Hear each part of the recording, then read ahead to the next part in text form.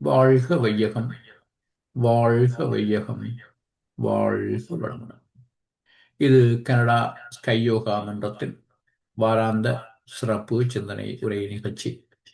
இன்றைய நிகழ்ச்சிக்கு இணையதளம் வாயிலாக வருகை தந்துள்ள அனைத்து வேதாத்திரிய அன்பர்களையும் வாழ்க வளமுடன் என்று வாழ்த்தி வணங்குகின்றோம். இன்று எமக்கு சிறப்பு சிந்தனை உரை வழங்க நம்முடன் இணைந்திருப்பது முதுநிலை பேராசிரியர் பழனிசாமி ஐயா அவர்கள். பேராசிரியர் பழனிசாமி ஐயா அவர்களுக்கு இந்த மன்றத்திலே அறிமுகம் தேவையில்லை. ஐயா இப்ப 3 வருடங்களுக்கு மேலாக 3-4 வருடங்களாக இந்த மன்றத்திலே பல தொடர் சிந்தனை உரைகளை ஐயா வழங்கி வருகின்றார்கள். அந்த வகையிலே தற்பொழுது ஞானக்களஞ்சிய கவிகளும் விளக்கமும் என்ற தலைப்பிலே வேதாத்திரி மகர்ஷியுடைய ஞானக்களஞ்சியத்திலே பதிவாகியுள்ள கவிகள் எல்லாவற்றுக்கும் ஆழமான தத்துவார்த்தமான பல விளக்கங்களை எங்களுக்கு தந்து வருகின்றார்கள். அந்த வகையிலே இறை வணக்கம், குரு வணக்க பாடல்களுக்கான விளக்கங்களை நிறைவு செய்து உயிர் பற்றிய விளக்கம் கற்றுக்கொண்டோம். இப்பொழுது மனம் பற்றிய கவிதைகளுக்கான விளக்கங்களை பார்த்து வருகின்றோம்.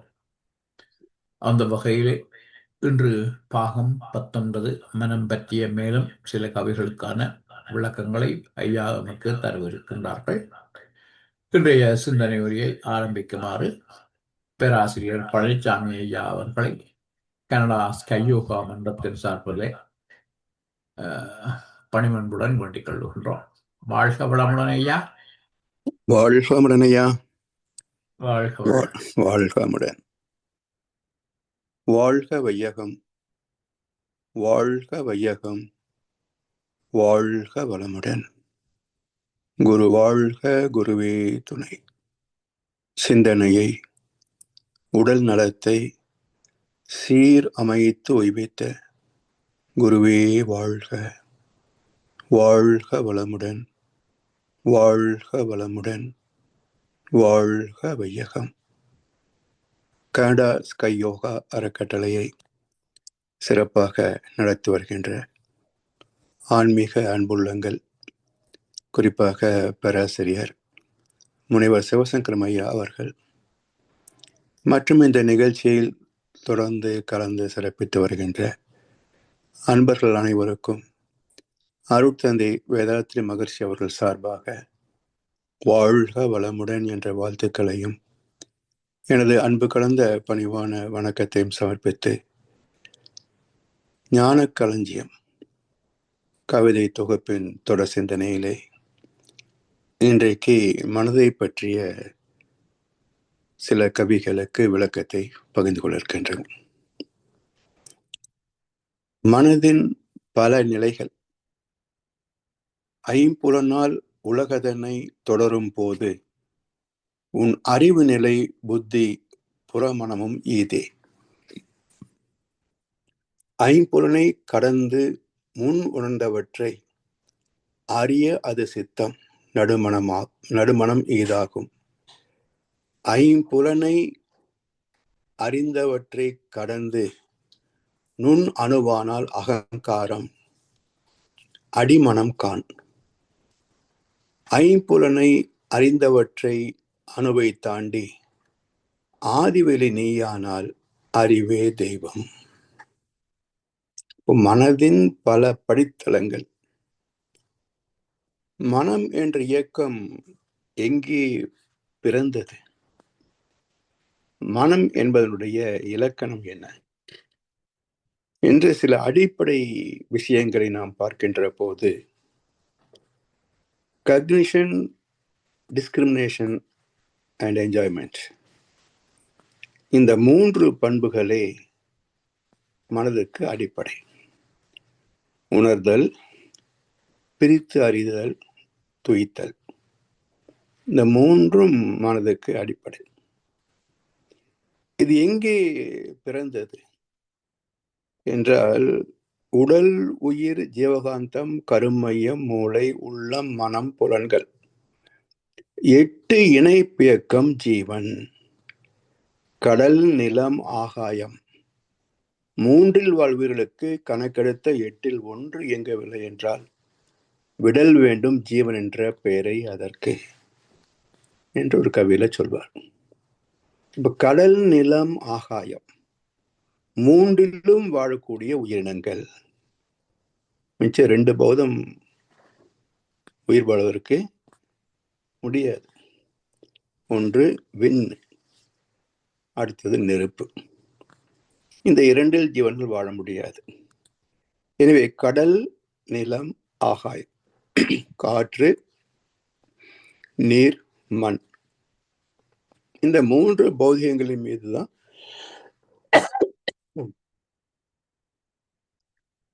ஜீவ இனம் வாழ முடியும். அப்படி தோன்றிய முதல் ஜீவன் மைக்ரோபாக்டீரியா, நுண்ணுயிர். அந்த நுண்ணுயிர் பிறக்கின்ற போதே மனம் பிறக்கிறது, அதாவது உணர்வுகள் பிறக்கின்றன, சென்சிங் ஃபேக்கல்டி. அந்த உணர்கின்ற திறம் எதை உணர்ந்தது என்றால், காற்று உரசுகின்ற போது, சூரிய வெப்ப அலைகள் உரசுகின்ற போது ஏற்படக்கூடிய ஒரு சுகம். அப்போ இந்த பௌதிகங்களிலே ஏற்படக்கூடிய உரசலிலே ஒரு சுகம் கிடைத்தது பாருங்க. அதை அது விரும்ப தொடங்குகிறது. அப்போ விரும்ப வேண்டும் என்று இருக்கணும், அதை தூக்க வேண்டும் என்று சொன்னால் நிலைத்த வாழ்க்கை வேணும், நீடித்த வாழ்க்கை வேணும். ஆனா இதனுடைய வாழ்க்கையோ அற்பாயசம் முடிந்து போகும். அதனால் தன்னை நிலைப்படுத்திக் கொள்வதற்காக அடுத்து அமீபா போன்ற ஜீவன்களாக தன்னைத்தானே பகுத்து கொள்ளக்கூடிய, தொடர்ந்து வாழக்கூடிய நிலையிலே உருவானது தான் உயிரின வரலாறு. இப்படி ஒரு உணர்வு, அதை தொடர்ந்து தூக்க வேண்டும் என்ற ஆசை. ஜீவன் பிறக்கின்ற போதே ஆசையும் சேர்ந்தே பிறக்கிறது. தொடர்ந்து உயிர் வாழ வேண்டும் என்ற ஆசையும் சேர்ந்தே பிறக்கிறது. இப்படி தாவரங்கள் வந்த பிறகு மண்ணில உள்ள சத்துக்களை பேதம் பார்க்கிறது. தனக்கு வேண்டிய சத்தை மட்டும் அது பிரித்து எடுத்து துய்த்து தன்னை வளர்த்துக் கொள்கிறது. இதே போலதான் மனிதன் வரைக்கும். அப்ப அடிப்படை மனம் என்பது உணர்தல், பிரித்து அறிதல், துய்த்தல். இதனோடு மற்ற தேவைகள் என்ன என்றால், உணவு எல்லா இடத்துலையும் கிடைக்குமா? இப்ப தேடணும். அப்போ உயிரின் படித்தளங்களாக உணர்ச்சி, தேவை, முயற்சி, செயல், விளைவு, அனுபோகம், அனுபவம், ஆராய்ச்சி, தெளிவு, முடிவு, 10 படித்தளங்கள். இதெல்லாம் சேர்ந்ததுதான் மன இயக்கம். இதெல்லாம் சேர்ந்ததுதான் மனதனுடைய மொத்த இயக்கம். ஆனால் குறிப்பாக மனம் என்பதை பார்க்கின்ற போது, ஏனென்றால் ஜீவன்களில் இதெல்லாம் ஒரு தொகுப்பாக இருந்ததெல்லாம் பிரிந்து நம்மிடத்திலே, மனிதனிடத்திலே வருகின்ற போது பல அனுபவங்களை பெற்று எல்லாம் எண்ணங்களாக மனம் என்று பேசிக்கொள்கிறோம். அப்ப இதை பிரித்து ஆராய்கின்ற போதுதான் பல சொற்களுக்கான உட்பொருள், ரகசிய அர்த்தம் நமக்கு தெளிவாகும். இப்போ உள்ளம், மனம், நெஞ்சம், ஆத்மா, கருமையம், ஜீவாத்மா, ஆன்மா, எத்தனை வார்த்தைகள். அப்ப இவையெல்லாம் ஒரே பொருளை குறிக்கின்றனவா என்று பார்க்கின்ற போதுதான் மரம் என்ற சொல் ஒரு கற்பனை சொல். ஆனால் அந்த மரம் என்ற ஒரு அரூப பெயர், அதற்குள் அடங்கியிருப்பது என்ன? கண்களால் பார்க்கக்கூடிய ஆணிவேர், தண்டுவேர், சல்லிவேர், தண்டு, கிளைகள், இலைகள், பூவு, காய், பழம், பிஞ்சு, கொட்டை, இத்தனை உறுப்பு சேர்ந்ததான் மரம் என்ற பெயர். அப்போ உறுப்புகளின் தொகுப்புக்கு ஒரு அருவமான பெயர் மரம் என்று வைக்கிறோம். எல்லா உறுப்புகளும் சேர்ந்த மரம் ஆயிடும். அது போல இங்கே மனிதனிடத்திலே வருகின்ற போது எல்லாவற்றையும் சேர்த்து மனம் என்ற நிலையில் பார்த்தாலும் கூட அதை பிரித்து ஆராய்ந்து பார்க்கின்ற போது நம்முடைய அனுபவங்கள் உள்ளே போகின்ற போது உள்ளம் என்றும், ஈர்த்து சுருக்கி இருப்பாக்கிய நிலையிலே அது ஆத்மா என்றும், பதிந்தவை பிரதிபலிக்கின்ற நிலையிலே மனம் என்றும், பிரதிபலித்த அலைகள் மூளையிலே ஏற்படுத்துகின்ற தர மாற்றம் டீகோடிங் அதை எண்ணம் என்றும், இந்த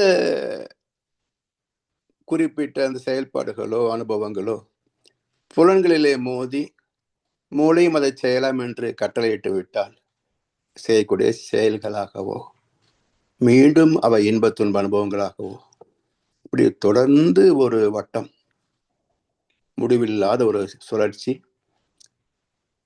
ஆயுசு முடிகிற வரைக்கும் இருக்கும். அப்ப மொத்தமாக மனம் என்றே நாம் பேசுகின்றோம். இப்படி இந்த மனம் பெற்ற அனுபவங்களை வைத்து சிந்தித்து பார்க்கிறது இல்லையா, ஆராய்ச்சி, தெளிவு, முடிவு. அப்படி சிந்தித்து பார்க்கின்ற போது உடல், மனம், பொருளாதாரம், குடும்பம், உறவு, நட்பு சார்ந்த பல குறைகளை நீக்கிக் கொள்கின்ற போது அதை பக்குவம் என்று சொல்கின்றோம். ஏனென்றால் பிறக்கின்ற போது அந்த சூழ்நிலைகள், தேவைகள் அதை பொறுத்தொரு மாதிரி. பிறகு பரிணாம வளர்ச்சி அல்லது வரலாற்று வளர்ச்சி, காலத்தின் வளர்ச்சி என்று பார்க்கின்ற போது ஏற்படக்கூடிய மாற்றங்கள், ஒவ்வொன்றிலே ஏற்படக்கூடிய அனுபவங்கள், இதுல தீதும் நன்றும் கலந்தே இருக்கும். அப்ப எல்லாவற்றிலும் தீவற்றை நீக்கி நல்லதை மட்டுமே பயன் கொள்ள வேண்டும் என்றால் இதுக்கு ஒரு ஆராய்ச்சி வேணும் இல்லையா? அப்ப மனம் எதையும் சிந்திக்காது வெந்ததை தின்று விதி முடிந்தால் போவது என்று வாழ்ந்தால் அது ஒரு நிலை. அதிலிருந்து ஏன் நமக்கு இன்ப துன்பங்கள் வருகின்றன? யார் ஆராய்ச்சி பண்றாங்க? மனம் தானே. அது ஒரு பக்குவ நிலை. அதுல பெற்ற தெளிவு என்ன? நல்லது செய்தால் நல்லது வருது, கெட்டது செய்தால் கெட்டது வருது. அளவாக உண்ட போது சுகமாக இருந்தது, அளவுக்கு அதிகமாக உண்ட போது வயிற்று வலி வந்தது. அப்ப நமக்கு தேவை என்ன? வயிற்று வலியா, சுகஜீவனமா? சுகம்தான் வேணும். அப்ப அளவா நிறுத்து என்ற தெளிவு. ஆனாலும் சுவைக்கு அடிமையான பழக்க பதிவு, இன்னைக்கு ஒன்றும் ஆகாது சாப்பிடு என்று மயங்கத்திலே செயல்படுத்துகின்ற போது மீண்டும் அதே வயிற்று வலி. அப்போ தெரிந்த விளக்கத்திற்கும் இதுவரை பழகி வைத்திருக்கின்ற பழக்கத்திற்கும் இடையே போராடுகின்ற மனம், அது ஒரு நிலை. பழக்கத்தை வென்று விளக்கத்திலே நிலைக்கின்ற போது மனம் அடைகின்ற பக்குவம், அது ஒரு உச்ச நிலை. மனதுக்கு அடித்தளமாகிய அறிவை, இந்த பகுத்தறிவுக்கு மூலப்பொருளாகிய பேரறிவை அறிகின்ற போது அது ஒரு உன்னத நிலை. இப்படி மனதின் பல படித்தளங்கள். அதுதான் மாதிரி சொல்றாங்க, மனதின் பல நிலைகள். ஐம்புலனால் உலகதனை தொடரும் போது உன் அறிவு நிலை புத்தி, அதாவது புறமனம் இதே ஐம்புலன் உணர்வு. இப்ப இந்த வாழ்க்கை எதை நோக்கி நகர்ந்து கொண்டிருக்கிறது? எது நம்மை நகர்த்தி கொண்டிருக்கிறது? பசி என்ற ஒன்று இல்லை என்று ஒரு கற்பனை செய்து பாருங்களேன். என்ன தேவை இருந்திருக்கும்? எதை நோக்கி நாம் வளர்ந்திருப்போம்? அப்ப உணவு, நீர், பிறகு பாதுகாப்புக்கு என்று இருப்பிடம், வீடு, பிறகு மனதுக்கான ஒரு நுண்கலை, அதாவது என்ன சொல்லுவோம், ஒரு ரெஃப்ரெஷ்மெண்ட், மனதின் ஒரு புத்துணர்ச்சிக்கான நுண்கலைகள். இதெல்லாம் உழைத்து பெற வேண்டுமே.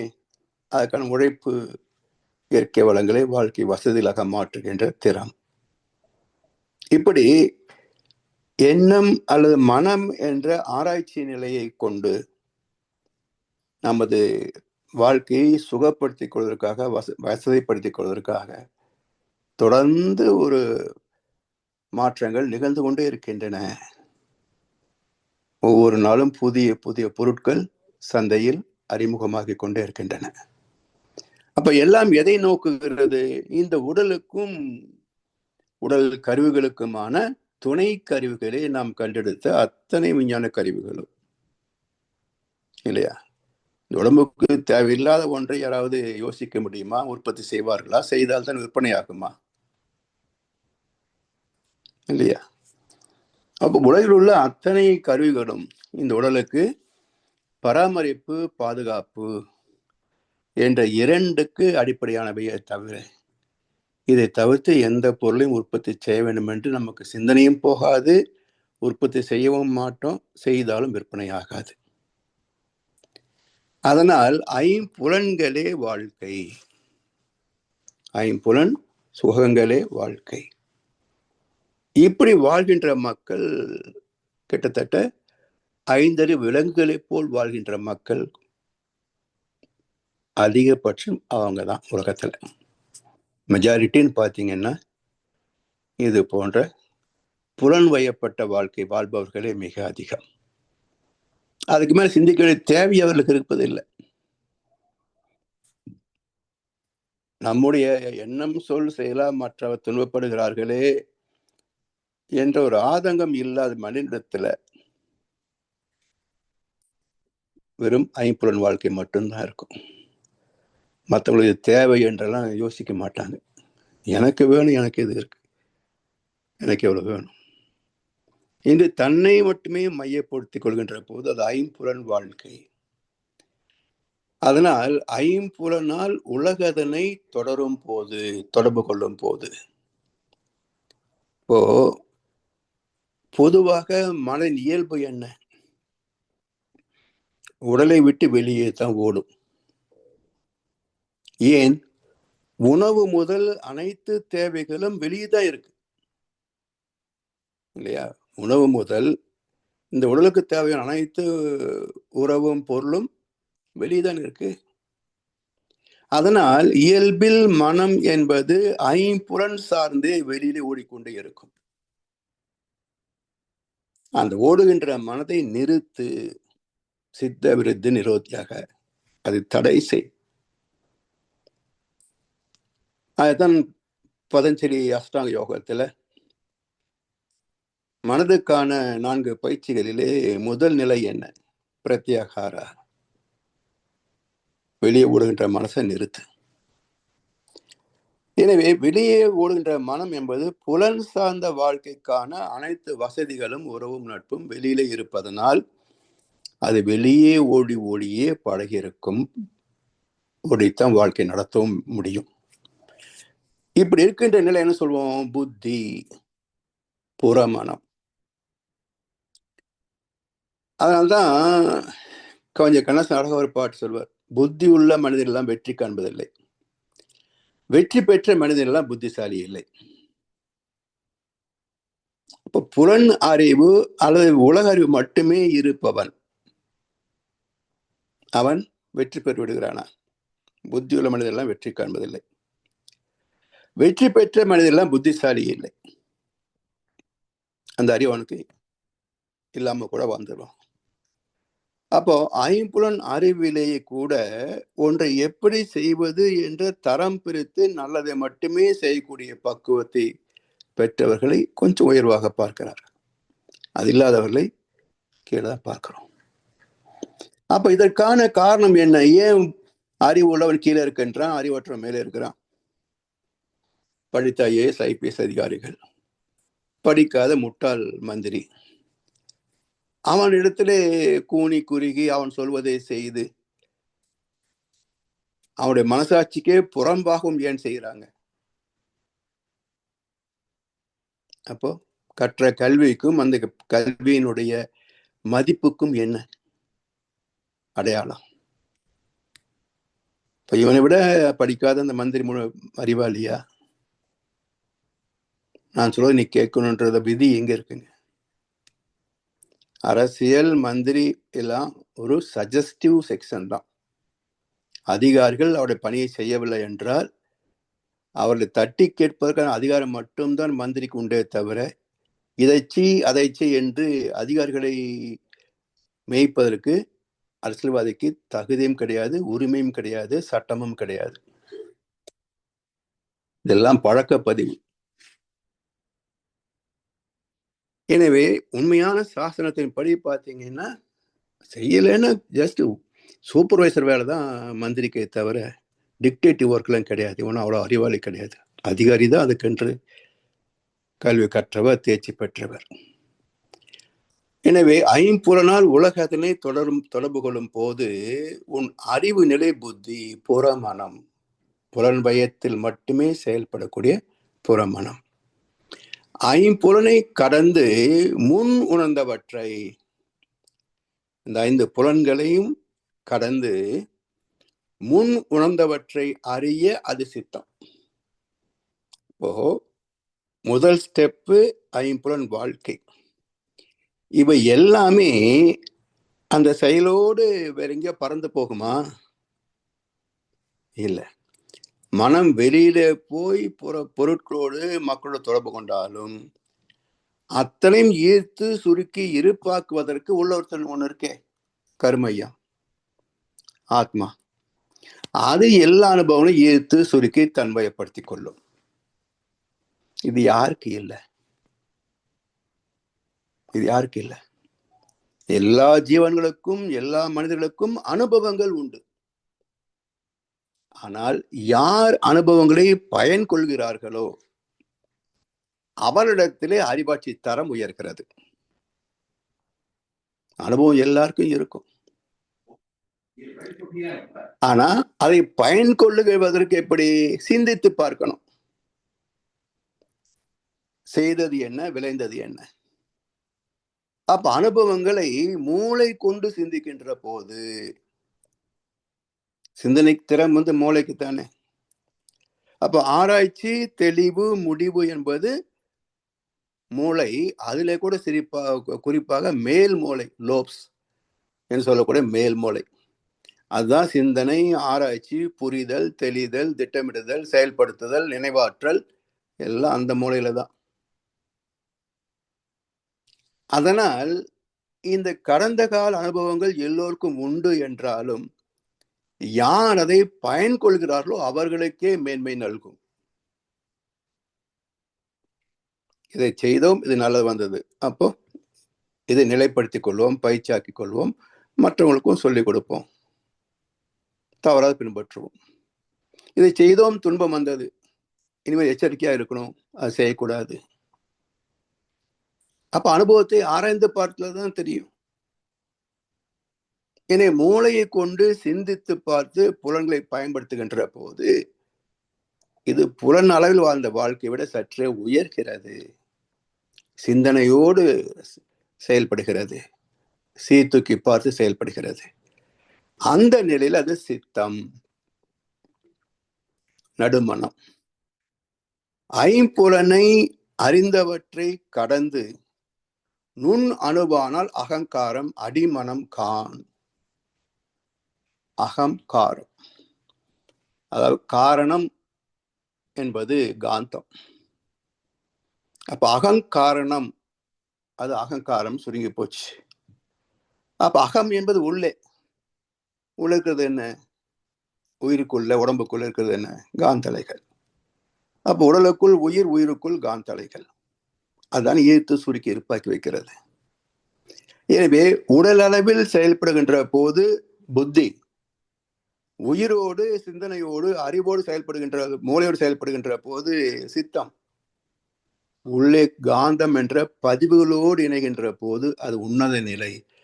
அதுதான் அகங்காரணம், அகங்காரம், அடிமனம், உள்மனம். ஐம்புலனை அறிந்தவற்றை அணுவை தாண்டி ஆதிவழி நீயானால் அறிவே தெய்வம். இப்போ அந்த காந்த பதிவுகளுக்குள்ள போயிட்டோம்.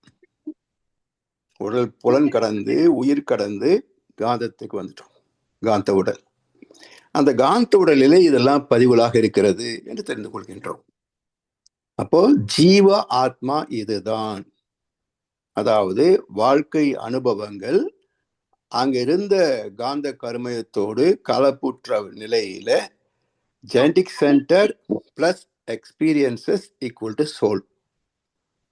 காந்த கருமயத்தோடு அனுபவங்கள் கலந்த நிலையே ஜீவாத்மா. சரி, இது மட்டும்தான் கருமையமாக இருக்கிறதா என்றால் இல்ல. மையத்துல 0, பிறகு 1 முதல் 40 வரைக்கும் உள்ள அலைக்களம், இது மொத்தமும் சேர்ந்துதான் ஜெனடிக் சென்டர், கருமையம். இதிலே பதிந்த நிலை என்பது 14 to 40 cycles per second, delta frequency. இதுதான் ஜீவாத்மா. அனுபவங்கள் பதிந்திருக்கின்ற காந்தக்களம், டெல்டா ஃப்ரீக்வன்சி, இதுதான் ஜீவாத்மா. இதற்கு மூலமாகிய தூய்மையான காந்த களம் 13 முதல் 8 ஜீவகாந்த களம். அதுல பதிவுகள் இல்லை. அது பரமாத்மா நிலை. உணரும், ஆனால் பதிந்து கொள்ளாது. அது பரமாத்மா நிலை. இந்த ஜீவகாந்தம் என்ற பரமாத்மா எங்கிருந்து வந்தது? சக்தி என்ற இந்த பிரபஞ்சம், வான்காந்தம், விண் இயக்கம். அது 7 முதல் 4. அதுக்கு மூலம் இறைத்துகள். அந்த காந்த களம் 3 முதல் 1. எங்கே பிறந்தது அனைத்தும்? ஒன்றும் இல்லாத பெருவெளி, சுத்தவெளி. அதன் பின்னம் ஒவ்வொரு உயிரின் மையம், 0. அப்ப இத்தனை படித்தளங்கள் சேர்ந்ததுதான் ஜெனடிக் சென்டர், கருமையம். அப்ப அந்த கருவாக இருக்கின்ற மையத்தில், கருவாக இருக்கின்ற கருப்பொருள் இறைநிலை. எனவே ஐம்புலனை அறிந்தவற்றை அணுவை தாண்டி, புலன் கடந்து, அறிந்தவற்றை அனுபவங்கள் கடந்து, அணுவை தாண்டி, இயக்கத்தை கடந்து, ஆதிவெளி நீயானால், சுத்த வெளி நீயானால், அறிவே தெய்வம். அதே அறிவுதான் பின்னப்பட்ட நிலையிலே 6 என்ற நிலையில பகுத்தறிவாக பேசப்படுகிறது. மூலத்தில் அது பேரறிவு, முழுமை அறிவு. இப்படி அழைகின்ற போது அறிவே தெய்வம், அறிவே நான், நானும் தெய்வத்தின் ஒரு அம்சமே என்று அறிந்த நிலையில இப்போ என்னை சார்ந்திருக்கின்றவங்க எல்லாம் யாரு? எந்த மூலத்திலிருந்து நான் வந்தேனோ அதே போலத்தான் எல்லா மனிதர்களும், ஜீவராசிகளும், பஞ்சபூதங்களும். அப்ப யார் உயர்ந்தவர், யார் தாழ்ந்தவர்? அப்ப பேதங்கள் எல்லாமே கற்ற கல்வியிலே செய்கின்ற செயல்பாடுகளிலேயே தவிர மூலத்தில் பேதம் இல்லை. பிறப்பு ஒக்கும் எல்லா உயிருக்கும், சிறப்பு ஒவ்வா செய்தொழில் வேற்றுமையான். அதது பெற்ற பதிவுகளிலே, அனுபவங்களிலே பேதப்பட்டு நிற்கின்றனவே தவிர மூலத்தில், அவருடைய துவக்கத்தில் எல்லாம் ஒன்றேதான். அப்ப அந்த பிரம்மத்தை பார்க்கின்ற நிலையிலே அந்த பிரம்ம ஞானத்திற்கு பேதம் இல்லை. எல்லாவற்றும் இறைவனை காணக்கூடிய உணர்வு தான் பிரம்ம ஞானம். அப்படி மனதின் பல படித்தளங்களில் உச்சகட்டம் என்ன என்றால், ஆதிவெளி நீயானால் அறிவே தெய்வம். அதான் உச்சகட்டம். ஐயா, அடுத்த கவி.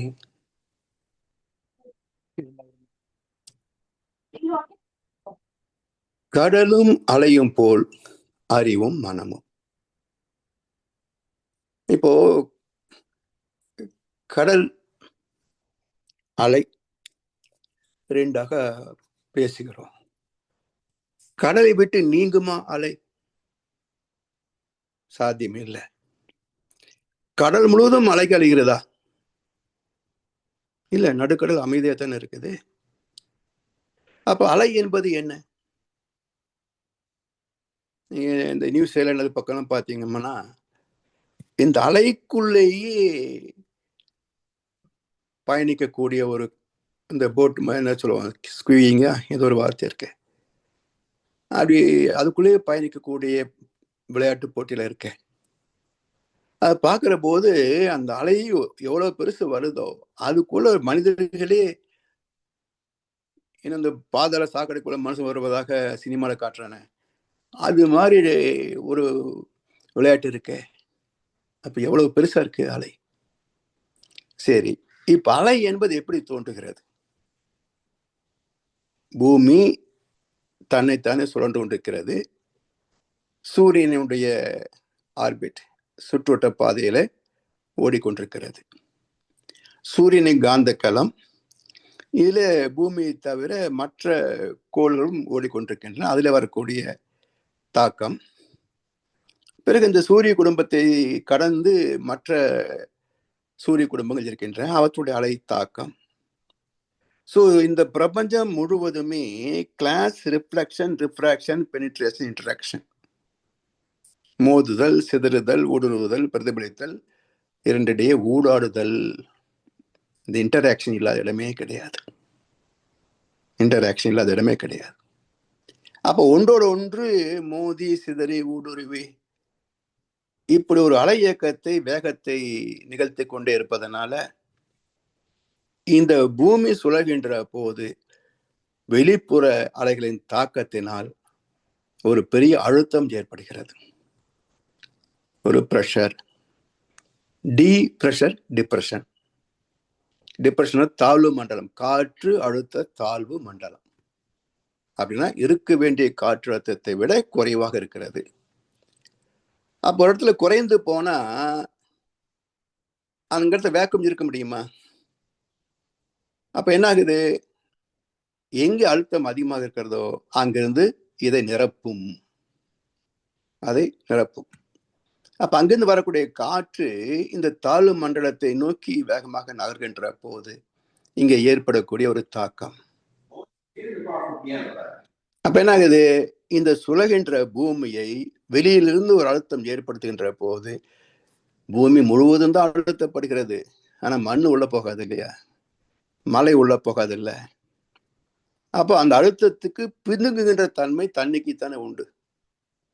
அதனால் இந்த சூழ்ந்த அழுத்தம் ஏற்படுகின்ற போது பிதுங்குகின்ற தண்ணீர் எங்க பிதுங்கும்? கரை வரைக்கும் வரும். அப்ப கரையை நோக்கி அது அப்படியே தவழ்ந்து தவழ்ந்து தவழ்ந்து மெதுவாக வாட்டர் கரன்சியில கரையை நோக்கி வருகின்ற போது கரை உயரம் இல்லையா, அதுல மோதி மேல தூக்கும். அப்படி மடிந்து உள்ள திரும்புகின்ற போது இதே சமயத்தில் இன்னொரு அலை வந்துடும். இப்படி திரும்புகின்ற அலையோடு மோதி மேல் எழுவதுதான் நாம் காண்கின்ற அலை. முதல்ல வந்தது கரையை தொட்டு உள்ள போகுது, இது திரும்பி போறதுக்குள்ள இன்னொன்னு வருது பாருங்க, அதனால மோதி மேல் எழுகின்ற போது அலை என்று சொல்கின்றோம். அப்ப கடலும் நீர்தான், அலையும் நீர்தான். கடலுக்கும் அலைக்கும் ஒரே உட்பொருள் நீர். அதே போல மனம் என்று சொல்கின்றோம், அறிவு என்று சொல்கின்றோம், ரெண்டுக்கும் உட்பொருள் சுத்தவெளி. அலை அலையாய் இயங்கும் மனதின் அடித்தளமே நிலை பொருள். ஒரு பேஸ் இல்லைன்னா ஒரு இயக்கம் நடக்காது. ஒரு நிலைத்த பொருள் ஒன்று இருந்தா தான் மேல ஒன்று அசைய முடியும். நிலைத்த ஒன்று இல்லை என்றால் அசைவு சாத்தியம் இல்லை.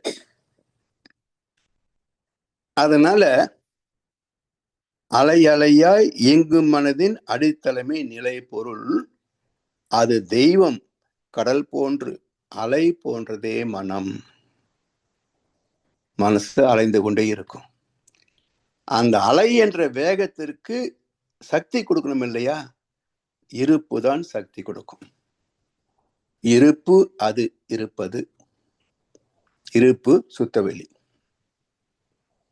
அதனால் இங்க வள்ளுவர் அருமையா ஒரு குறளை சொல்வார், எது நிலைத்திருப்பது, எது நிலை இல்லாதது என்றால், அற்கா இயல்பெற்று செல்வம் அது பெற்றால் அற்குப ஆங்கே செயல்.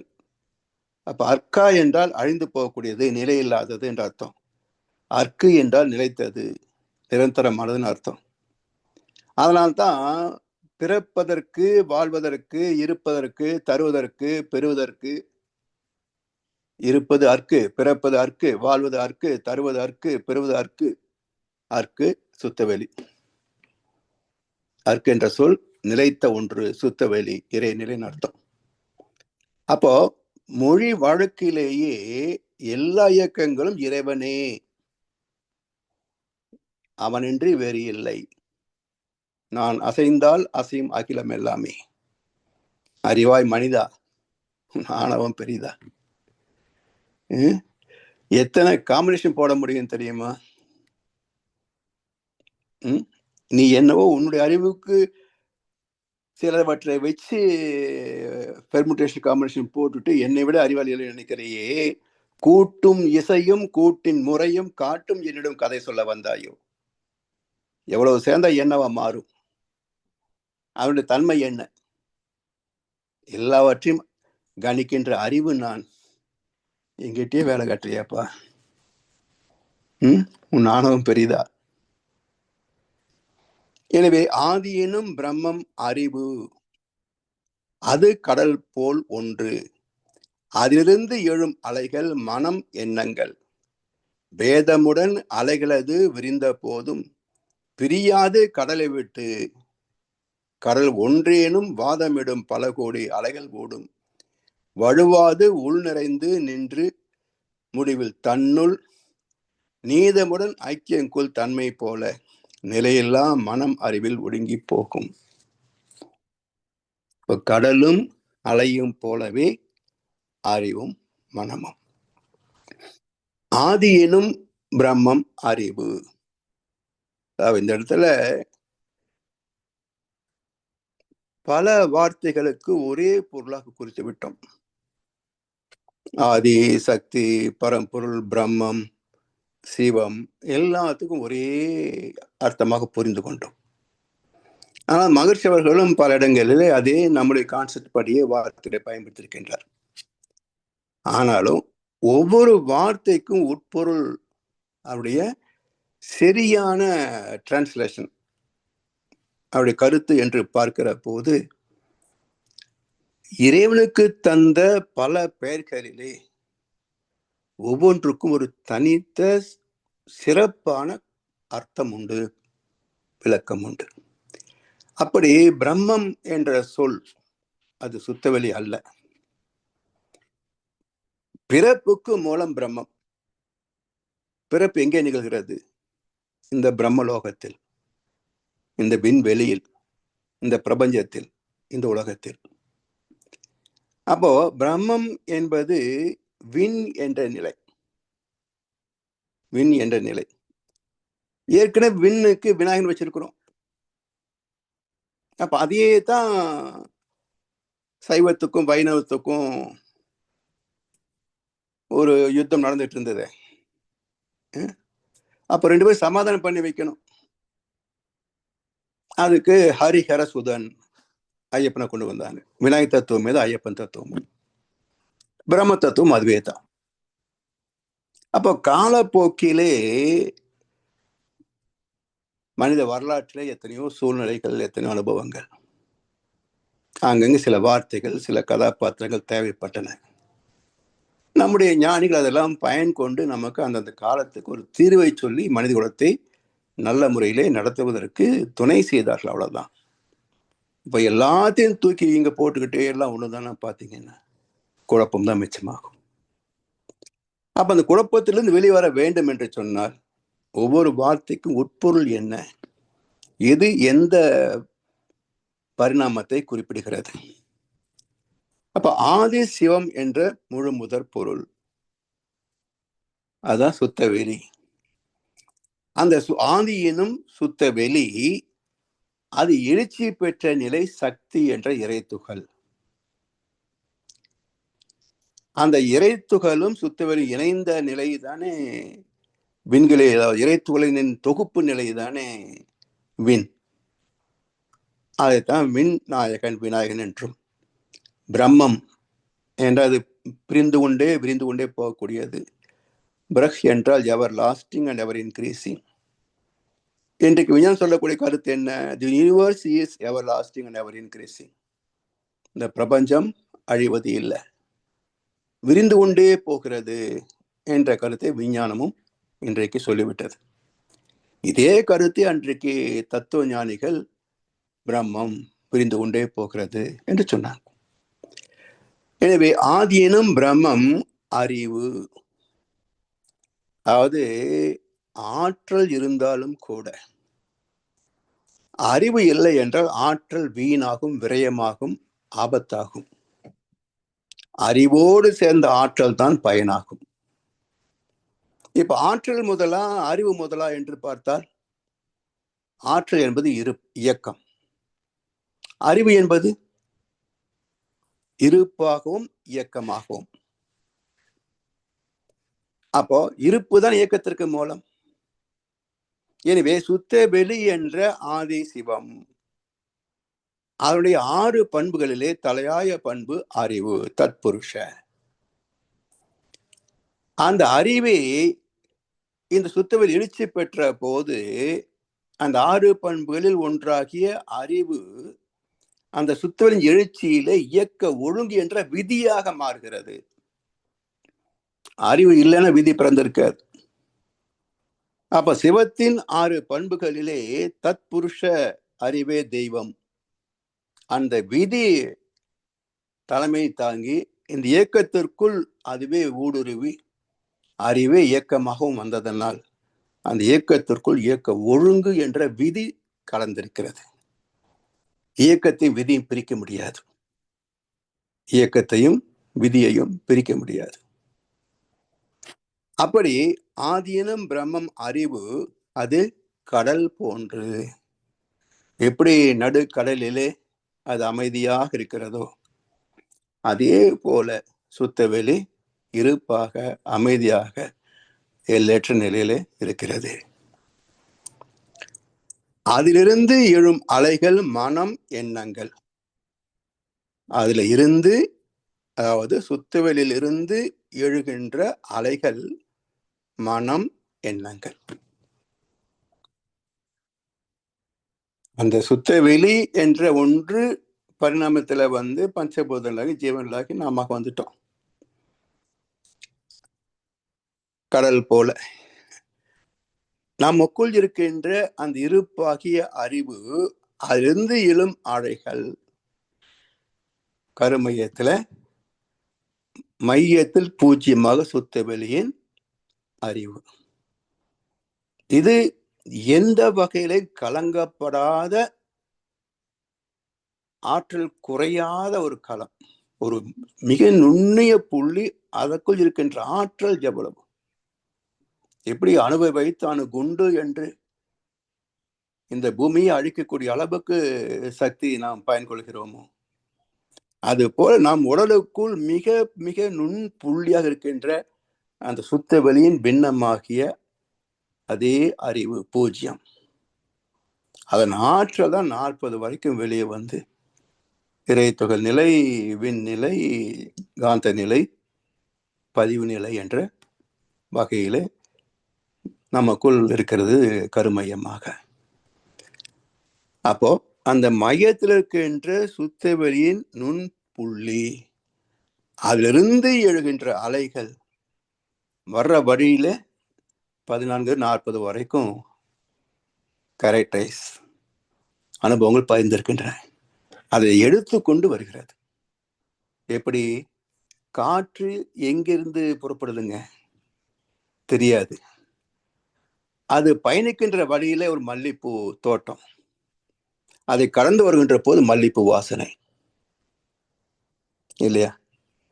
அதே போல சுத்தவெளி ஒண்ணும் இல்லை, தூய்மையானது. அது அலையாக வெளிப்பட்டு வருகின்ற வழியிலே 14-40 வரைக்கும் பல அனுபவங்கள். அதை கலந்து எடுத்துக்கொண்டு வருகிறது வாசனையாக மனம். அப்போ இந்த கருமையத்தில் மையமாக இருக்கின்ற சுத்தவெளியின் தூய்மை தன்மை, தூய அறிவு, அதனுடைய ஆற்றல் வெளிப்பட்டு வருகின்ற போது 14 முதல் 40 உள்ள அனுபவங்களை தாண்டி வருவதனால அந்த வாசனையை சுமந்து கொண்டு வெளியே வருகிறது. அதுக்கு மனம் என்று பேரு. காத்துக்கு காத்துன்னு பேரு. மல்லிகை தோட்டத்தை தாண்டி வந்த போது மல்லிகை மனம்னு சொல்றோம். அப்ப அங்க மனம் இல்லை, இங்க மனம் வந்தது. அது 3 சொல்லினா. இங்க மையத்துல மனம் இல்லை, ஆத்மாவை ஜீவாத்மாவை கடந்து வந்த அனுமதி கடந்த நிலையில இங்கே வாசனை வீசுது மனம். ஆனா இது வாசனை இல்லை, குணம். அதனால் 2 சொல்லினா. இப்ப இயற்கையும் நம்ம எவ்வளவு ஒத்து போறோம் பாருங்க. இது போல இந்த மனம் உடல் முழுவதும் பரவுவது கேரக்டரைஸ்ட் பயோமேக்னெட்டிக் ஃபீல்டு, அனுபவங்களை சுமந்திருக்கின்ற காந்த களமாக உடல் முழுவதும் பரவுது. மூளையில மோதிய அலைகள் மூளையின் செல் அடுக்கு என்ன செய்யுது?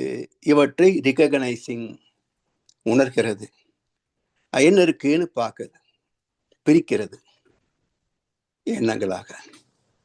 அப்போ ஒரு அனுபவம் உள்ளே போகின்ற போது வெளியே இருக்கின்ற அனுபவம் 4 டைமென்ஷன். எந்த ஒரு பொருளை பார்த்தாலும் சுவைத்தாலும் எல்லாமே 4 dimension, time, distance, volume, force. மூளையில போய் உள்ள போற போது 2 டைமென்ஷன், வேகம், இருப்பு. மையத்துல போய் சேர்ந்து விடுகிறது 2 டைமென்ஷன்லயே. வெளியே வரும்போது 2 டைமென்ஷன் வந்து மூளையில மோதுகின்ற போது மீண்டும் டீகோடிங் 4 டைமென்ஷன். அப்போ எண்ணமாக மறக்கிறது. அப்போ கர்மயத்திலிருந்து அனுபவங்களை பிரதிபலித்த நிலையில் மனம் அது மூளையில மோதி டீகோட் ஆன போது அதோடைய நிலை எண்ணம். எண்ணத்தின் பல்வேறு வகைகளை, ஆசை, கோபம், கவலை போன்றவை எல்லாம், அதே போல செய்த செயல்கள் எல்லாமே, இவற்றை மூளை தீர்வு செய்து செய் என்றால் புலன்கள் செய்யும், செய்ய வேண்டாம் என்றால் எண்ணமாக அப்படியே ஒடுங்கி போகும்.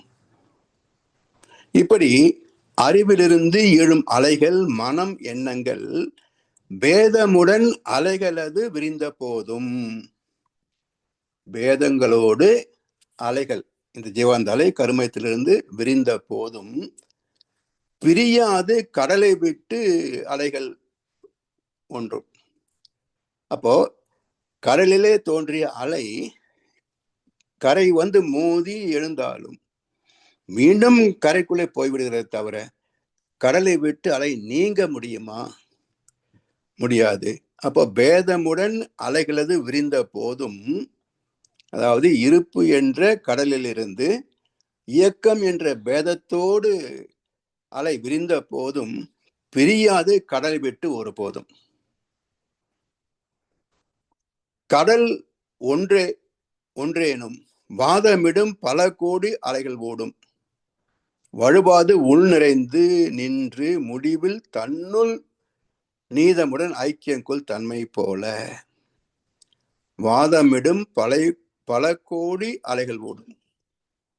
கடல் ஒன்று, ஆனால் வாதமிடும் பல கோடி அலைகள். மெரினா பீச்சில் அலைகள் வருது, ஹியூஸ்டன் பீச்சில் அலைகள் வருது, இன்னும் உலகத்தின் எந்தெந்த பகுதியில் இருக்கோ அங்கெல்லாம் அலைகள் வருது. அப்போ ஒவ்வொரு அலையிலையும் எத்தனை பேதங்கள் உண்டு, ஓசையில எத்தனை பேதம் உண்டு.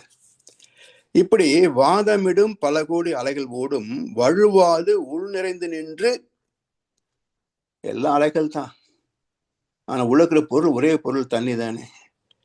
எனவே வழுவாது உள் நிறைந்து நின்று முடிவில் தன்னுள் நீதமுடன் ஐக்கியம் கொள் தன்மை போல.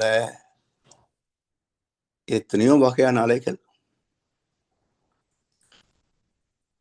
கடைசியில் என்ன ஆகும்? மீண்டும் பேதம் இல்லாமல் கடலோடு ஐக்கியமாக ஆக்கிவிடுவதை போல, நீதமுடன் ஐக்கியம் கொள் தன்மை போல நிலையில்லா மனம் அறிவில் ஒடுங்கி போகும். மனம் நிலையில்லாதது ஏன் என்றால், அந்த மனம் என்பது அனுபவங்களின் தொகுப்பு. இப்ப எத்தனை எண்ணங்கள் நமக்குள்ள வருதுங்க, மூளையில மோதுச்சு. எத்தனை வகையான எண்ணங்கள் மூளையில பிரதிபலிக்குதுங்க.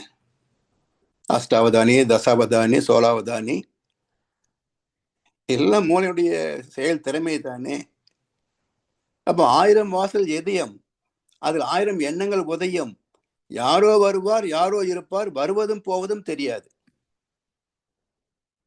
ஒருவர் மட்டும் குடியிருந்தால் என்றும் துன்பம் இல்லை, ஒன்று இருக்க ஒன்று வந்தால் என்றும் அமைதி இல்லை.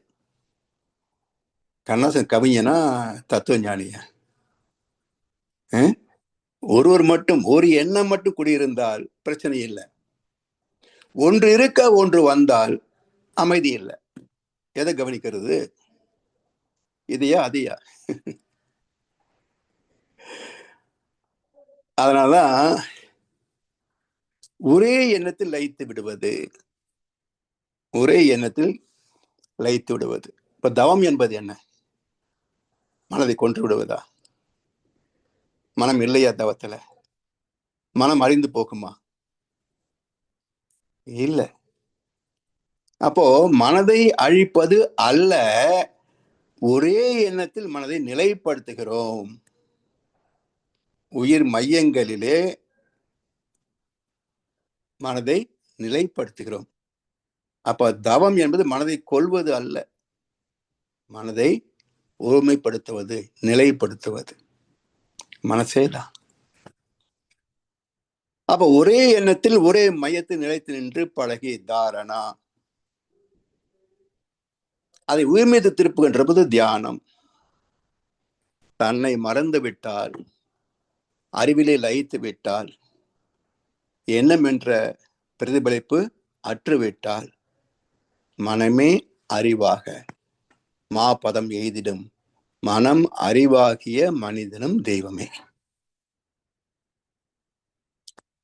இப்படி நிலையில்லா மனம் அறிவில் ஒடுங்கி போகும்.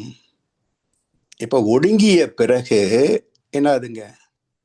மனம் எப்படி கடலிலே அலை ஒடுங்கிய பிறகு அங்கே அலை இல்லை, கடல் இருக்கிறதோ, அது போல மனம் என்ற அலை ஒடுங்கிய பிறகு அதனுடைய மூலமாகிய அறிவு இருக்கிறத தவிர மனம் அங்கே இல்லை.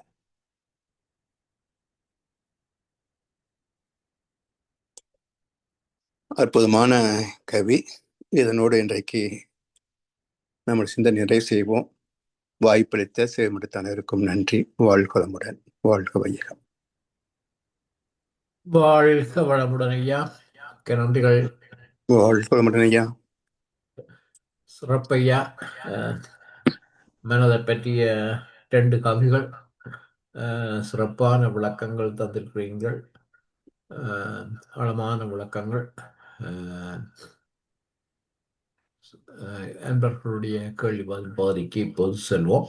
ஐயாவிடம் உங்கள் கேள்விகளை கேட்க விரும்புபவர்கள், உங்கள் கருத்துக்களை ஐயாவுடன் பரிமாறிக்கொள்ள விரும்புபவர்கள் இப்பொழுது கைகளை உயர்த்தி கேட்கலாம். முதலாவதாக கையெழுத்தியிருப்பது பெயர் போடவில்லை, கூகுள் பிக்சல் 6a என்ற இதை கையெழுத்திருக்கிறீங்க. அன்மியூட் பண்ணிட்டு பேசுங்கள்.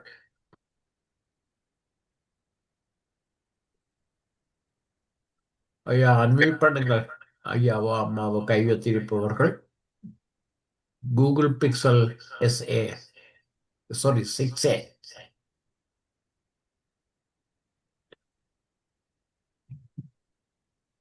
அவர்கள் மியூட் பண்ணவில்லை. அன்மியூட் பண்ணிட்டார். பேசுங்க ஐயா. வாழ்க வளமுடன் ஐயா. ராஜாராமன் சென்னையில இருந்து பேசுறேன் ஐயா. ஐயா வாங்க வாங்க. வாழ்க வளமுடன். சொல்லுங்க ஐயா. அருமையா வழக்கம் கொடுத்தீங்க, நல்லா இருந்தது. 2 கவிதைகள் கேட்டேன். எனக்கு என்ன சந்தேகம்னா, வெளியை பத்தி நிறைய இருக்கு. சுத்த ஒளி, தூய ஒளி, அந்த ஒளி, இந்த ஒளி இருக்கு. இப்ப சொல்லும் போது ஆதி ஒளின்னு சொன்னீங்க. அது என்னது ஆதி ஒளி? அதே சுத்த வழிதான். அதாவது ஆதி என்பது எல்லாவற்றுக்கும் மூலப்பொருள். ஆதி எப்படி இருக்கு? சுத்தமா இருக்குது, ஒண்ணும் இல்ல, இல்லை இல்ல. அதனால ஒரே இடத்துக்கு அது சிறப்பிப்பதற்காக சில வார்த்தைகளை சேர்த்திருக்கும். சுத்தவெளி, பரவெளி, ஆதிவெளி ஒன்னேதான். எப்படி சிவபெருமானுக்கே பரமசிவம், ஆதிசிவம், ருத்ரசிவம் பேர் வச்சுக்கிறோமோ, அதே போல சில பேர்கள் சேர்த்துக்கிறோங்க ஐயா. ரொம்ப அருமையா உழைக்க நல்லா இருந்தியா, கேட்கறதுக்கு இனிமையா இருந்தது. ரொம்ப நன்றியா. வாழ்க. நன்றி நன்றி ஐயா. வாழ்க வளமுடன். வாழ்க வளமுடன். அடுத்து பவிதா கோவிந்தராஜ் அம்மா. ஐயா வாழ்க வளமுடன். ஐயா வாழ்க வளமுடன். வாழ்க வளமுடன்மா. சொல்லுங்க ஐயா. அம்மா ஐயா, மனம் 3 சுழினா 2 சுழினான்னு சொன்னீங்க, அதுக்கு என்னங்க அர்த்தம்? மனமுக்கும் மனம் இது காற்று அடிக்குது, வந்த இடத்து வழியில வந்து மல்லிகை தோட்டம் இருக்கு, அதை கடந்து வரப்போது மல்லிகை வாசனை வீசுது இல்லையா? அது அந்த வாசனை காத்துக்கு சொந்தம் இல்லை, வந்த வழியில ம். மல்லிகை தோட்டம் இருந்தது, அதை கலந்து வாசனை அடிக்குது. அது ம். 3 சொல்லி நான் மனம்னு சொல்றோம் இல்லையா, வாசனை. ஆமா. அதே போல சுத்த ம். வெளியிலிருந்து அலைகள் வெளியே வருது, ஆற்றல் வெளியே வருது. அது வர்ற வழியில 14 முதல் 40 அலை நிலையில வந்து நம்முடைய அனுபவங்கள் இருக்குது. ம். அந்த அனுபவங்களை கலந்து தூக்கிக்கிட்டு அது வெளியே வருது. அப்ப எப்படி அங்க மனம் வாசனை தூக்கிட்டு வந்ததோ, அதுபோல இங்க குணங்களை தூக்கிட்டு வர்றதுனால இது மனம் என்ற 2 சொல்லினா. ம். சரிங்களா? சரிங்கய்யா. நன்றிங்கய்யா. நன்றிம்மா. வாழ்க வளமுடன் ஐயா. வாழ்க வளமுடன். வாழ்க வளமுடன். வாழ்க வளமுடன். நன்றிகளம்மா. நன்றிகள் ஐயா. நன்றிகள். ஐயா, நான் ஒரு கேள்வி. சொல்லுங்க ஐயா. இந்த இன்றைக்கு பார்த்த முதல் கவிதையில மனதின் பல நிலைகள், இதுல புத்தி, சித்தம், அகங்காரம், பின்பு அறிவு, 2 வகையான கருத்துக்கள். ஒன்று புறமனம், நடுமனம், ஆழ்மனம், அதை தாண்டி இறுதியாக துரிய நிலை பற்றி பேசுகிறார்கள். இன்னொன்று அந்த கரணங்கள் என்று சொல்லி மனம், புத்தி, சித்தம், அகங்காரம் என்ற 4. இப்ப இந்த 2 தொடர்புகள், இது பதங்களிலே எனக்கு தொடர்பு. இதுல மகரிஷி இந்த புத்தி, சித்தம், அகங்காரம் இந்த 3ஐயும் புறமனம், நடுமனம், அடிமனம் என்றும் 4வது நிலை துரிய நிலை, அதை அறிவாக தந்திருக்கிறார்கள் இங்கே. அதே நேரத்தில் அந்த கரணங்கள்ல மனம், புத்தி, சித்தம், அகங்காரம் என்று எழுகின்ற போது அங்கே இந்த 2 கேள்வி அதில் எனக்கு ஐயா. அப்ப அந்த மனம் என்று அது சொல்லுவது அது எதை குறிக்கிறது? இந்த புறமனம், நடுமனம், அடிமனம், ஆழ்மனம் அல்லது துரிய நிலை அதுல வருகின்ற போது உண்டு. அது ஒரு கேள்வி. 2வது இந்த அகங்காரம் என்பது இதிலே மகரிஷி நுண் அணுவானால் அகங்காரம் என்று சொல்லியிருக்கிறார். ஆனால் அகங்காரத்திலே இந்த அந்த காரணங்களில் அகங்காரம் விளங்கும் போது ஆய்னஸ், அந்த தன் முனைப்பு அல்லது தன் நினைப்பு என்ற அந்த அகங்காரம் என்ற கருத்திலே எங்கே கூறுகின்றார்கள்? அந்த இது நுண்மன அணுவாகின்ற போது அந்த அகங்காரம் என்பது எவ்வாறு அதுடன் ஒத்து போன்ற இந்த விளக்கத்தை தர முடியும் ஐயா? அதாவதுங்கய்யா, நம்ம தத்துவத்திலே ஆரம்ப காலத்துல இருந்த ஒரு விளக்க நிலைக்கும் மகர்ஷியுடைய விளக்க நிலைக்கும் கொஞ்சம் ஒரு என்ன சொல்லுவோம், அப்கிரேடேஷன், ஒரு தெளிவு நிலை. இப்போ அவங்க என்ன சொல்றாங்க? மனம், புத்தி, சித்தம், அகங்காரம். இப்போ அகங்காரம், அகம் காரணம் சொன்னேன். அகம் காரம் இல்ல, காரணம். காரண சரீரம் சொல்லுவாங்க, காந்த உடலை. அப்ப காரண சரீரம் என்பது காந்த உடல். அப்ப அகங்காரம் என்பது இறை துகளிலிருந்து வெளிப்பட்ட காந்த நிலை. அதனால்தான் அந்த அடிமனம், ஆழ்மனம் சொல்றோம்.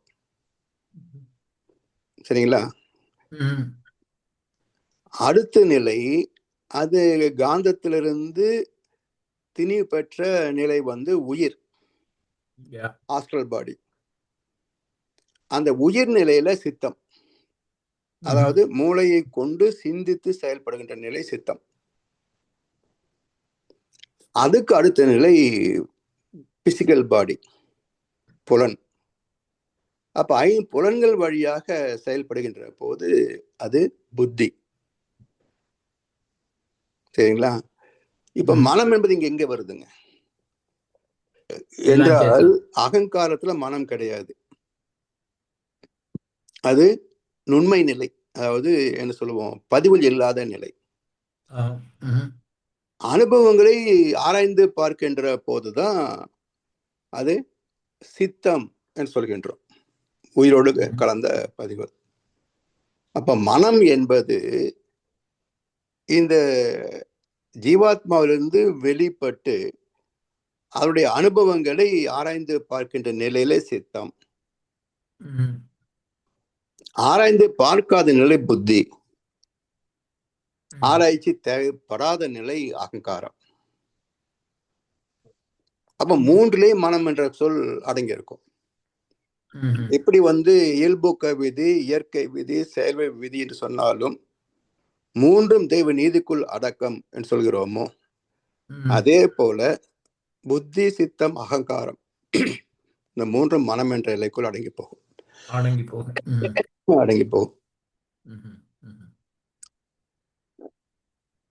நன்றி ஐயா. நன்றி ஐயா. கடைசியில் இன்னொரு கருத்து சொன்னீங்களே, கடைசியில் இந்த அகங்காரம், அந்த நான் என்ற அந்த அகங்காரம் ஐனஸ் பாத்தீங்களா? அப்ப நான் யார் வந்துருது இல்ல. அப்போ அகங்காரணம் காந்தம், இந்த நுண்ணிய ஜீவகாந்தம், அதாவது சுத்துவெளி இறைத்துகள் காந்தம், இது நான் யாருன்னு சொன்னா எங்கிருந்து வந்தது? சுத்தவெளியிலிருந்து வந்தது. அப்ப அந்த சுத்தவெளி என்பது நான் என்ற உணர்வாக ஜீவன்ல வெளிப்படுது. அப்ப அந்த நான் என்பது என்ன ஆகுது? அகங்காரமாக மாறுகிறது. இப்ப இன்னொரு காரணம், இன்னொரு ஆங்கிள் சொன்னீங்கல்ல, ஈகோ. அப்போ இந்த அகங்காரம் என்பது ஆழ்மனம், அடிமனம். இந்த அகங்காரம் என்பது ஈகோ. இந்த அகங்காரம் இது மமகாரத்தை விட சின்னது. அப்போ அகங்காரம் என்பது சுத்தவெளி தான் உயர்ந்தது, அறிவு தான் உயர்ந்தது என்று ஜீவன்ல நினைப்பு ஏற்படுத்துது. ஏன்னா அந்த இறைநிலையை விட உயர்ந்தது எது? எதுவுமே இல்லை. அதனால அந்த இறைநிலையே பரிணாமத்தில் ஆறாவது அறிவாக மனிதன் வருகின்ற போது தன்னை அறிந்த நிலையில நான் யார் என்று சொன்னால் நான் தான் இறைநிலை. அப்ப என்னை விட எதுவும் உயர்ந்தது கிடையாது, எனக்குள் அடக்கம் என்ற முனைப்பு, இது அகங்காரம்.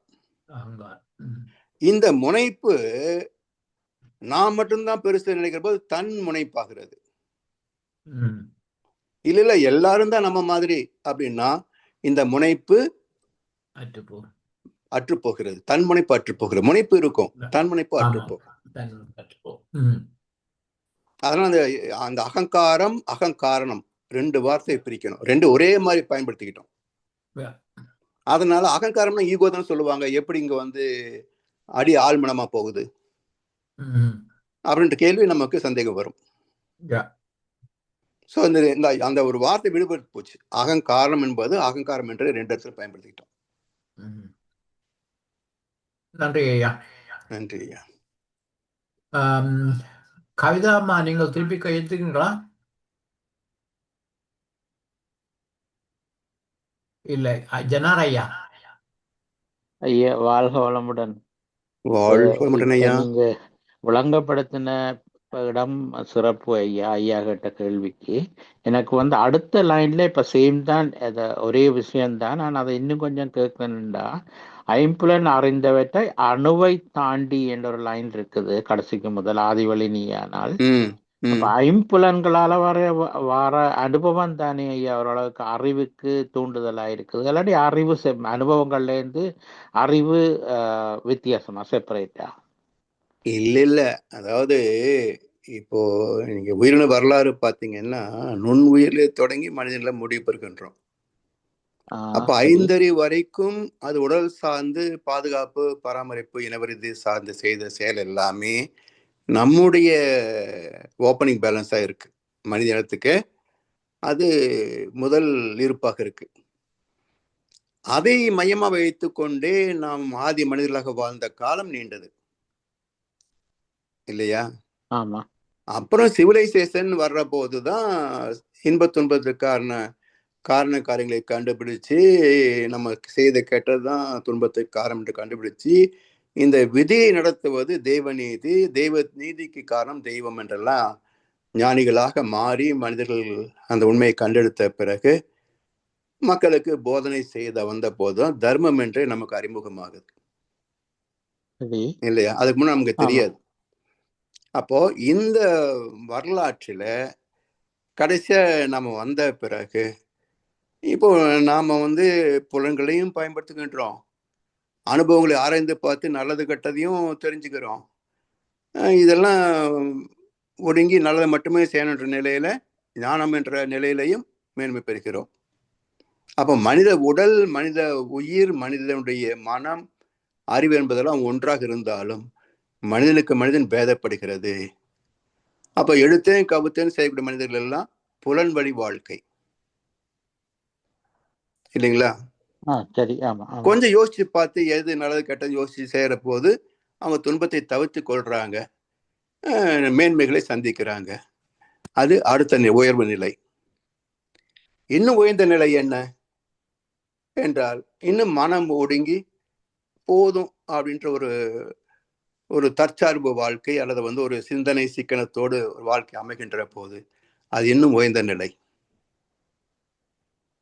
இந்த மனிதன் என்ற உணர்ச்சிகள் கடந்த நிலை கடந்து இறைவனோடு ஒன்றி போகின்ற போது அது ஆனந்த நிலை.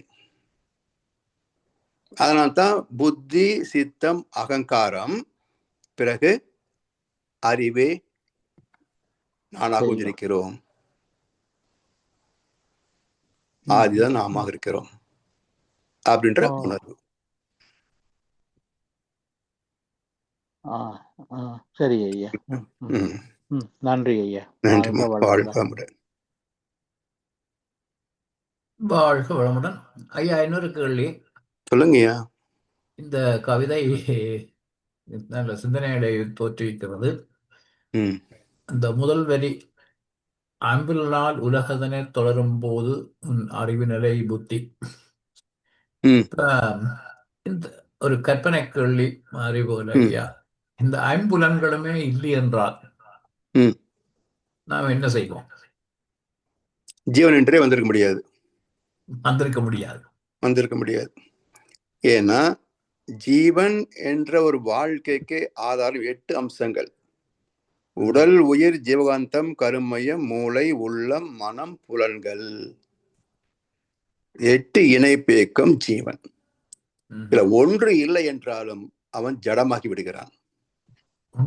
ஜடமாகி விடுவான். இப்போ பொதுவா நம்ம ஆன்மீக தத்துவத்தை சொல்லுவாங்க ஐயா, இப்போ வீடுன்னா என்ன அர்த்தம்? கதவு ஜன்னல் சேர்த்து கட்டினா வீடு. கதவும் இல்லை ஜன்னலும் இல்லைன்னு சமாதி தானே. அது மாதிரிதான். இப்ப அது என்னோட கேள்வி எனக்கு தோற்றுவிக்கிறது. இப்ப ஐம்புலன்கள்ல சிலருக்கு இப்ப பார்வை இல்லை, சிலருக்கு கேட்காது, பேச முடியாது, அப்படி இந்த சில உணர்வு புலன்கள் இல்லை என்றுகின்ற போது அவர்கள் கூட ஞான நிலைக்கு உடையவர்களாக இருப்பார்களோ? ஏனென்றால் அந்த ஆம்புலன்கள் அல்ல இந்த ஐந்துகளாத ஒரு நிலைக்கு இடைநிலை கிட்ட இருக்கிறதுக்கு வாய்ப்பு இருக்கும், கூட இருக்குமோ? அது இல்லை என்றுதான் நம்மளோட முன்னோர் சொல்லியிருக்கிறாங்க. ஏன்னா அந்த குறைபாடு வருவதற்கே பாவப்பதிவு காரணம். அப்ப அவங்க எப்படி இறைவனர் பெற முடியும்? அதனால சைவ சித்தாந்தத்துல பெரிய புராணம் இருக்க பாருங்க, 63 நாயன்மார்கள்ல யாருமே ஊனமுற்றவர் யாருமே கிடையாது. ஏழை இருக்கிறாங்க, சிலந்து இருக்கிறாங்க, அரசல் இருக்கிறாங்க, ஆண்டி இருக்கிறாங்க, பிராமணன் இருக்கிறாங்க, சூத்தஞ்சு இருக்கிறாங்க. அப்ப யார் வேணா இறைநிலை உணர்வு பெற முடியும் என்று காட்டிய பெரிய புராணம் 63 பேர் ஒருத்தர் கூட ஊனமுற்றவர்களை காட்டல. அப்ப காரணம் என்னன்னா, ஊனம் என்பது ஒரு வகை பாவப்பதிவு. பாவப்பதிவு உள்ளவங்க நேரம் அங்க போக முடியாது. ஆனா அவர்களுக்கு இப்ப ஐம்புலன்களை அடக்கி பிரத்யாகாரம் செய்து தியானம் பண்றதுக்கு போது அவர்களுக்கு அது இலகுவாக இருக்காதா அப்படின்னு நாம நினைக்கிறோம். ஆனா அப்படி உள்ளவங்க யாராவது ஆன்மீகத்துக்கு வந்தது நீங்க பார்த்திருக்கீங்களா? ம்ஹும். அதாவது வெளியே பிச்சைக்காரனா உட்காந்துருக்கானே தவிர ம். உள்ள கோயிலுக்கு வந்தவங்களை பார்த்துருக்கிறோமா? Yeah. ம்ஹும். இல்லையே. நீங்க ம். கோவில்லயே பாருங்களேன், இது வரைக்கும் நீங்க கேட்ட நல்ல கேள்விதான். நான் ம். யோசிச்சு பார்க்கிறேன், எங்கேயுமே வந்து கோயிலுக்குள்ள ஒரு அந்த பார்வை இல்லாதவங்க ஒரு கையில ஒரு கம்போ ஸ்டிக் ஏதோ வச்சிருப்பாங்க இல்லையா? ம். அதை வச்சுக்கிட்டு இறைவனை பார்க்கறதுக்கு உங்க கோயிலுக்கு வந்ததாக எங்க சரித்திரம் இருக்கா? காட்சியே இல்லை. உங்களால் பார்க்க முடியாது என்பது ஒண்ணு. ம். சரி, அதுக்கு அடுத்து வேற ஊனமுற்ற இருக்காங்களா பார்த்தீங்கன்னா, அவங்களும் உள்ள வர்றதில்லையே, ம்ஹும். ம். இல்லையா? Yeah. அப்போ வழிபாட்டுக்கு கூட அவங்க வருவதில்லை அப்படின்னா, அவங்களுக்கு அந்த உடல் சார்ந்த குறை, அதிலே உள்ள வருத்தம், இது அந்த பொருள் ஈட்ட முடியாத போது அடுத்த சார்ந்திருக்கின்ற ஒரு வாழ்க்கை. ஸோ அந்த உடல் சார்ந்த வாழ்க்கையிலேயே அவங்க துன்பப்பட வேண்டியிருக்கே தவிர, அதை கடந்து மேலே வருவதற்கு அங்கே வாய்ப்பு இல்லையே. ம்ஹும். ம்ஹும். இல்லைங்களா? நான் காணுவது குறைவாத்தான் இருக்கிறது உண்மைதானே ஐயா. அப்படின்னு நினைக்கிறோம். ஏன்னா நமக்கு தெரியும். ம். அதனால இதெல்லாம் அனுபவம் குறைஞ்சிருந்தா நல்லா இருக்குமே அப்படின்றப்போ அப்போ அவங்க கிஃப்டடான்னு பார்க்குறோம். அதான் இப்போ வீட்டில் காது கேட்கலாம் வச்சுங்க ஒருத்தருக்கு,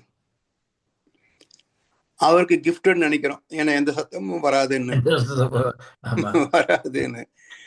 ஆனா தன்னை காத்துக்கிறதுக்கு அந்த சத்தம் இருந்தா தானே, காது இருந்தா தானே காத்துக்க முடியும், ம். இல்லையா? Yeah. எங்கேயோ வெடிக்கும், இவர் காதிலே கேட்கலாம் வச்சுக்கோங்க, Yeah. காப்பாற்றிக்க முடியாது இல்லை? அது மாதிரிதான். நன்றி ஐயா. அடுத்து ஜனார் ஐயா கையெழுத்துக்கிறீங்க. ஐயா வாழ்க வளமுடன். இது இந்த வாழ்க கவிதை வளமுடன். சொல்லுங்கள். கவிதையை பற்றி இல்லையா, இது ஒரு பொதுவான பிறப்பின் ரகசியம் பற்றி ஒரு கேள்வி. இப்ப ஒரு பிள்ளை வளரேக்குல்ல, அந்த பிள்ளை வந்து பெற்றார் என்ன செய்யணும், என்ன எப்படி இருக்கணும், எப்படி வாழ்கணும் என்றுதான் பார்த்து பார்த்து வளருது.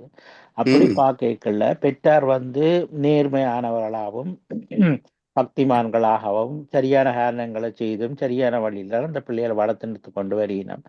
அப்படி அந்த பிள்ளைகள் வளர்ந்து கொண்டு வரைக்க அந்த பிள்ளைகளும் அதே மாதிரி நேர்மையான வழியில தான் வளர முயற்சிக்கணும். ஆனாலும் சில நேரம் சில துன்பங்கள் அந்த அவியலை வாட்டைக்குள்ள அது வந்து பூர்வ ஜென்ம அங்க 7 தலைமுறைக்கும் உள்ள பதிவுகள் வந்து வேலை தீருதாண்டு இருக்குது என்று சொல்லி ஒரு யோசனை. ஏனென்றையா சில பேர் சொல்லுவாங்க, ஏதோ அந்த பழசுல எல்லாம் வெல்ல குருநாதர் வாட்டுவது பொல்லாப்புனியா இருக்கன்னு சொல்லுவாங்க. அப்படி வந்து ஆறுமுறால் கொஞ்சம் நல்லா வாழ நினைக்கலேக்க வந்து அவங்களுக்கு வந்து கூட துன்பம் வர மாதிரி இருக்குது. அதுக்காண்டி மகரிஷி சொன்னதான், நீ அந்த நல்லா இருக்காம வாழ்ந்து வேற அப்ப உனக்கு தெரியும், அப்ப நடக்குதுன்னு பார்த்துக்கொள்ளன்னு மகரிஷி சொன்னதுதான். ஆனா இதுக்கு காரணம் என்னன்னு தெரியுமா ஐயா?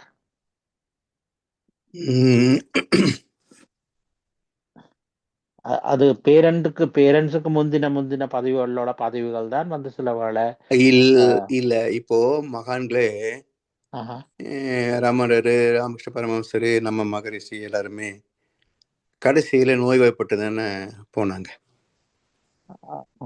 அப்போ என்ன அவங்க வினை பதிவு காரணமா அப்படின்னா, நாம இந்த சமுதாயத்தில் வாழ்கின்ற போது எத்தனையோ இந்த பூமியின் காந்த களத்துல நல்லவங்க கெட்டவங்க, துன்பப்படுபவர்கள், மகிழ்ச்சி அடைபவர்கள், எல்லாருடைய அனுபவ பதிவுகளும் அதுல இருக்கு. சமுதாய வினை என்று சொல்றோம் ஐயா. அதே போல இப்போ விவசாயம் எடுத்தீங்கன்னா, யாரோ விவசாயம் பண்ற உணவைத்தான் நம்ம சாப்பிடுறோம். அந்த விவசாயி மகிழ்ச்சியில விவசாயம் பார்த்தாரா இல்ல வருத்தத்துல விவசாயம் செய்துட்டு இருக்கிறாரா நமக்கு தெரியாது. அப்போ அந்த பதிவுகள் எல்லாமே நம்மை வருத்தும். இப்போ சிம்பிளா பாருங்கய்யா, சிம்பிளா பாருங்க, வீட்டுல வந்து தினமும் தோசை, இட்லி இதைத்தான் சாப்பிடுறோம். இதுவே தான் வெளியே போனாலும் ஹோட்டல்ல சாப்பிடுறோம். ஒரு 10-20 நாள் வெளியூர் போயிட்டு ஹோட்டல்ல சாப்பிட்டோம்னா திரும்ப என்ன சொல்றோம்? ஹோட்டல்ல சாப்பிட்டு நாக்கே செத்து போச்சு சொல்றோமா இல்லையா? ஏன் இதே இட்லி தான் அங்க சாப்பிட்டேன், எப்படி நாக்கு சாகும்? அப்படின்னா குடும்பத்தில் சமைக்கிற போது நம்ம கணவன், குழந்தைகள், பேர குழந்தைகள் அப்படின்னு அன்போடு சமைக்கிறோம். அங்க அவனுக்கு அந்த அன்பு தேவையில்லை. கடன்னு மிஷின்ல போட்டு தட்டி எடுத்து வெளியே போட்டே இருப்பான். முதலாளிக்கு லாப நோக்கம், தொழிலாளிக்கு சம்பளம் குறைச்சேன்னு வருத்தம் இல்லையா? அப்போ அந்த உணவு சலிச்சு போகுது. அப்போ அந்த உணவு கிச்சன்ல இருக்கிற அந்த சமையல்காரருக்கும் கொண்டு வந்து வைக்கிற சர்வருக்கும் உள்ள டைம் பார்த்தீங்கன்னா ஒரு சில மணி நேரங்கள் தான். அந்த சில மணி நேரத்திலே அவனுடைய உணர்வுகள் அந்த உணவிலே கலந்து நமக்கு ஒரு நாக்கு கெட்டு போச்சு, நாக்கே செத்து போச்சுன்ற அளவுக்கு மாற்றத்தை ஏற்படுத்தும் என்றால், ஒரு 3 மாசம் 6 மாசம் பயிராக வாழ்கின்ற விவசாயி அவர் வருத்தப்பட்டார் என்று சொன்னா அந்த வருத்தம் நம்மை தாக்காதா? உண்மைதான் ஐயா. ஆமா, அதை பத்தி யாரும் யோசிக்க மாட்டேன்றாங்களே. உண்மைதான். சோ எந்த நாடாக இருந்தாலும் விவசாயி மகிழ்ச்சியாக இருந்தால்தான் மக்கள் நிம்மதியா வாழ முடியும். அந்த அறிவு இன்னும் யாருக்கு எட்டிதாக தெரியல. குறிப்பா இந்தியாவில், குறிப்பா தமிழ்நாட்டில் அந்த அறிவு இருக்கிறதாகவே தெரியல. விவசாயிகள் நொந்து நூலா போக அதை வாங்கி விற்கிற வியாபாரிகள் கொழுத்து கோடீஸ்வரனாக இது தடுப்பதற்கு அரசாங்கத்துக்கும் திராணி இல்லை, போராடுவதற்கு விவசாயிகளுக்கும் இன்னும் தோணலை. உண்மைதான் ஐயா. வாசல்ல கொண்டு தெரு வியாபாரிகள் வந்து வீட்டு வாசல்ல கூட தர்ற சின்ன கீரை அந்த விஷயங்களுக்கு கூட சிலர் வந்து பேரம் பேசி கொண்டிருப்பாங்க, காசை குறைச்சி கொடுப்பாங்க. ஆமா ஆமா, நன்றி ஐயா. சமுதாயவினை தான் பார்க்க போனா கூட. ஆமா, நிறைய சமுதாய சீர்திருத்தம் என்பது ரொம்ப அதிகம் பண்ண வேண்டியிருக்குங்க. ஏன்னா இன்னும் வந்து இந்த அரசியல் ஆன்மீகம் எல்லாம் முட்டாள் கையில தானே இருக்குது இல்லைங்களா? உண்மைதான். அது என்றைக்கு ஞானிகள் கைக்கு வருதோ அன்றைக்குத்தானே மக்கள் நலம் காக்கப்பெறும். இப்போ இந்தியாவில் யூபி வந்து யோகி ஆதித்யநாத்னு ஒரு துறவி சிஎம் இருக்காரு. அற்புதமான மாற்றங்களை செய்திருக்கிறார். மற்ற எந்த மாநிலம் அது மாதிரி இல்லை. இத்தனைக்கு யூபி வந்து பின்தங்கி மாநிலமா தான் இருந்தது. இவர் வந்த பிறகு அவ்வளவு அற்புதமா நிர்வாக மாற்றங்கள் எல்லாம் செய்யறாரு. அப்போ இருக்கிற ஸ்டேட்ல இப்போ வந்து யூபி வந்து பரவாயில்ல அப்படின்ற மாதிரி மாற்றம் பெற்றிருக்கு. இது தமிழ்நாடு பாருங்க, எல்லாம் கஞ்சா அடிச்சுக்கிட்டு பசங்களே தலைமுறையை நாசப்படுத்தி வச்சிருக்கிறான். இவன் மறுபடியும் ஜெயிக்கணும்னு சொல்லி அந்த அம்மா வேற கோயிலுக்குள்ள சுத்துறாங்க. இந்த புருஷனும் இந்த பையனும் இருந்தா என்ன செத்தா என்ன தோணல இந்த அம்மாவுக்கு. என் புருஷன் என் பையன் மட்டும்தான் தெரியுது. 8 கோடி மக்கள் இவனால கெட்ட நாசமா போனாங்கன்னு அந்த அம்மாவுக்கு தோணலையே. நீ என்ன கடவுளை கும்பிட்டு என்னமா புண்ணியம்? சின்ன குழந்தைகளை எல்லாம் கஞ்சா கொடுத்து கெடுத்துக்கான பையன். இந்த பாவத்தை எங்க கொண்டு துளைக்க போறீங்க இல்லைங்களா? அப்ப இதெல்லாம் வரும் இல்லைங்கய்யா கணக்கு. இங்க கோயில சுத்தினா பாவம் போயிருமா? இல்ல ஒட்டகத்தை வச்சா, மாடை வச்சா, யானை வச்சா பாவம் போயிருமா? ஒன்னும் போகாது. 3 தலைமுறை என்ஜாய் பண்ணிட்டீங்க. அடுத்த திருப்பி அடிச்சுன்னு வச்சுக்கோங்க, திகார் ஜெயில் தான் சாகுற வரைக்கும்.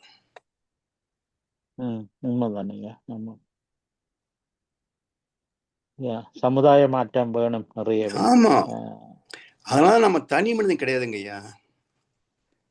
இந்த பூமியின் காந்த களத்துல எல்லாருடைய ஆத்மாக்களும் தொடர்பில் தான் இருக்கின்றன. அதனால்தான் பாரதி என்ன சொன்னார், தனி மனிதனுக்கு உணவு இல்லைன்னு ஜகத்தின் அழித்திடுவோம். ஏன்னா துன்பமாக மாறும் அது.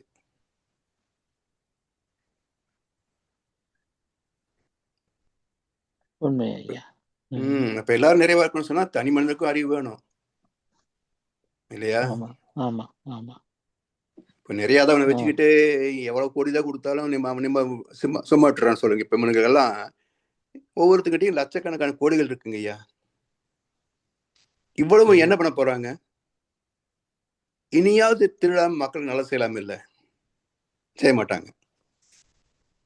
உண்மையா அது சேர்க்க செய்ய மாட்டார். சேர்க்க சேர்க்காண்டு பேராசை பிடிச்ச மனம் சேர்த்து கொண்டே அப்போ இருக்கும். தனி மனிதனுக்கு ஒழுக்கம் இல்லை என்றால், தனி மனிதனுக்கு உணவு இல்லைன்னு ஜெகத்தை அழித்துடுவோம் என்பது ஒன்றும் பண்ண முடியாது.